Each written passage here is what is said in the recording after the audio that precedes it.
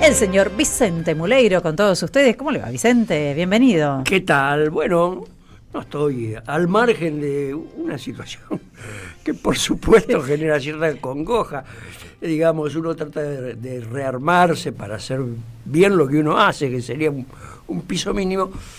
Pero, por ejemplo, los episodios de ayer te tiran. Si no te tiran, estás en problemas. Sí. Digamos, ¿no? Sí. Entonces, ¿cómo pensarlo desde la cultura? Y lo que pienso no me da un buen diagnóstico, porque cuesta encontrar una perspectiva que sea alentadora, ¿no? David Viñas dice que la literatura argentina nace de un texto que narra la violencia, que nace de la violencia, que es El Matadero, de Esteban Echeverría. Y la cultura, la literatura ha registrado la sangría de las guerras de la independencia, las tremendas represiones al mundo del trabajo en la Semana Trágica, en la Patagonia Rebelde, la década infame que tuvo a la persecución política en primer plano, la matanza tremenda del 55, ¿no? Y finalmente esa orgía de violencia que fue el golpe del 76. Es una secuencia que por supuesto la cultura ha registrado. Y en lo que me hace pensar, digamos, después de casi 50 años de democracia continuada, es en esa reaparición del odio y de la superexplotación en Argentina, ¿no? Esa especie de correctivo mortuorio que de vez en cuando se ejerce sobre la sociedad. Y el temor que me está dando el crecimiento de esta violencia hacia los jubilados es ese temor de que esté creciendo ante nuestros ojos, ¿no? De que no estamos preocupados por lo que va a pasar, sino por lo que está ya pasando, con escenas que hasta hace un par de años no imaginábamos que podrían estar en el primer plano de la información y que pasaran así, como a resumir otra vez un imaginario nacional que es tremendo, sí, es tremendo. Sí.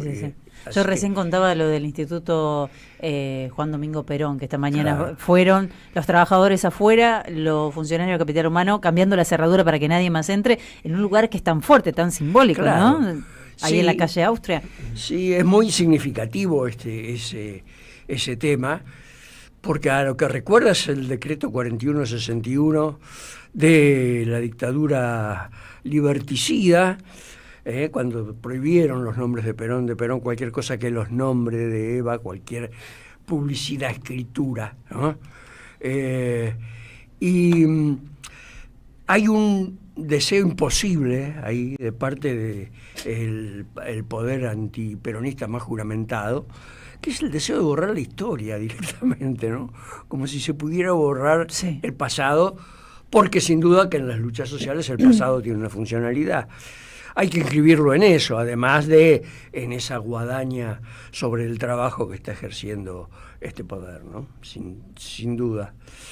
Y bueno, trataríamos igual de hablar de otras cosas. No me alejo mucho contando esta anécdota que un poeta y periodista, Jorge Bocanera, se encargó de resucitar en estos días, que es Astiz repartiendo el Eternauta en los campos de concentración, ¿no? Por favor. Y bueno, Adriana Marcus, que es una sobreviviente que fue secuestrada a los 22 años en 1978 y que pudo salvarse y hoy ejerce la medicina en el sur argentino, volvió a recorrer ese episodio en el que Astiz le entregaba a ella un ejemplar del Eternauta, y llamativo porque todo lo que se entregaba de material a los secuestrados eran novelas, por ejemplo, de Jean Lartegui, que les decían que les servía para la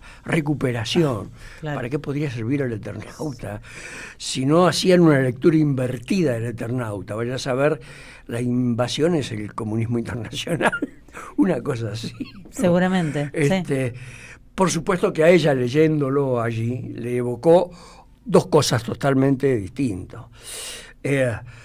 La sospecha que el Eternauta iba en paralelo con la situación que ella y sus compañeros en los centros de desaparición estaban viviendo, ¿no? y esa cercanía con las barrancas de Belgrano, con la cancha de River, la ESMA, ¿no? La Libertador, donde hay muchas escenas del Eternauta también, sí. Ahí tan cerca de la General Paz, donde hay escenas claves, ¿no? Esa cercanía geográfica, tres cosas: la cercanía geográfica, el paralelismo de una situación de sumisión violenta e infinita, y el misterio de qué leía un perverso como Astiz en el Eternauta, ¿no? Bueno, porque el tema de Astiz era la contrainsurgencia, no la resistencia.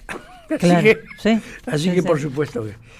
Bueno, todo este tramo ha sido ¿Qué proceso habrá hecho además Astiz, ¿no? Con el Eternauta y hoy con el Astiz ya debe haber visto si está claro, más VIP que nunca, ¿no? Pero seguro. Debe tener Netflix, debe tener todo, claro. Sí, seguro, con Donda, con otros de los represores. Acaba de ser trasladado justamente a Campo de Mayo. Así es, así es. Y bueno, vamos un poco a otras... Dale, vamos otras situaciones de la cultura, que siempre las hay buenas en Buenos Aires, como por ejemplo la obra de teatro Muerde, que protagoniza un actor que creo que todos conocemos a esta altura, que es Luciano Cáceres, sí. Muy buen actor. Sí. Muerde es una obra escrita y dirigida por Francisco Lumerman, que plantea, voy a contar la situación que plantea, un hombre que se despierta en un lugar donde ha transcurrido su vida, que es una carpintería donde se hacen ataúdes, pero su madre ha muerto y su padre está viviendo con otra mujer. Amén. Y se despierta ensangrentado. Y entonces, desde un lugar personal de cierta deficiencia cognitiva, trata de indagar qué pasó hacia atrás. Una especie de thriller psicológico muy bien hecho, con un excelente texto de Lumerman, que además la dirige, y una actuación de Luciano Cáceres muy especial, porque es un personaje que desde un lugar de extrema debilidad psicológica trata de remontar para saber qué es de su vida. Eso implica una actuación con muchos matices, con muchos sub y bajas, y los hace muy bien. Bueno, esto se estrenó en Moscú hace ya bastante tiempo, pero ahora está en el Timbre 4. Hoy a las 20:30, el domingo 15 de junio a las 17, y el 22 de junio a las 16, porque después salen... son poquitas, atentis ahí, sí, entonces sí. Hoy y el 15, después ya nos vamos al 15 de junio. Y después al 22. Y el 22.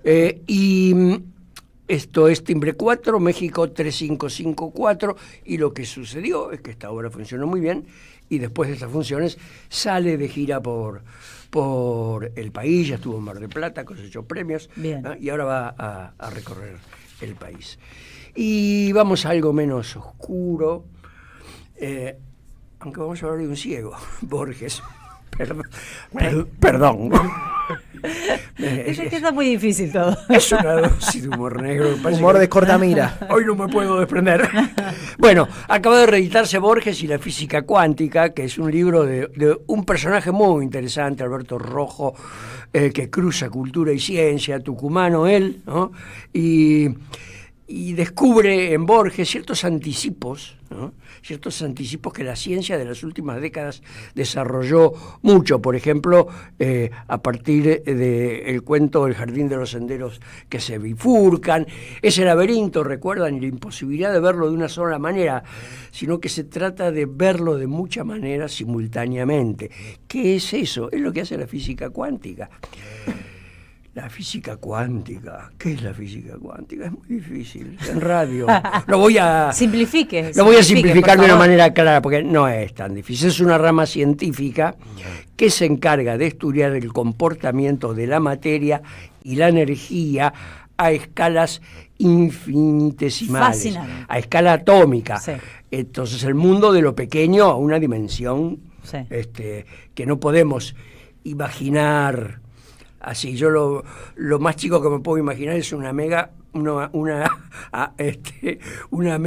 porque es parecida a un huevo frito cuando me decía en la secundaria. Tiene cierto parecido, puede ser. Bueno, pero la cuestión es que la física cuántica está en nuestra vida de todos los días, con la computación, con los dispositivos que tienen transistores, eso ya desde hace décadas, con las imágenes médicas, con todo lo que tiene que ver con el rayo láser, ¿no?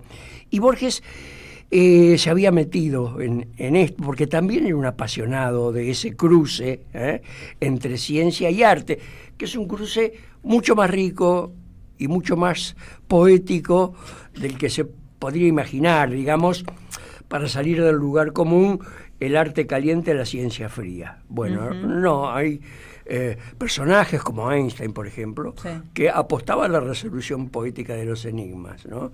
Entonces Rojo dice, el científico tiene un momento en que tiene que apostar a la resolución científica, y el poeta tiene, el científico tiene un momento que tiene que apostar a la resolución poética, perdón, y el poeta puede acudir a las ciencias.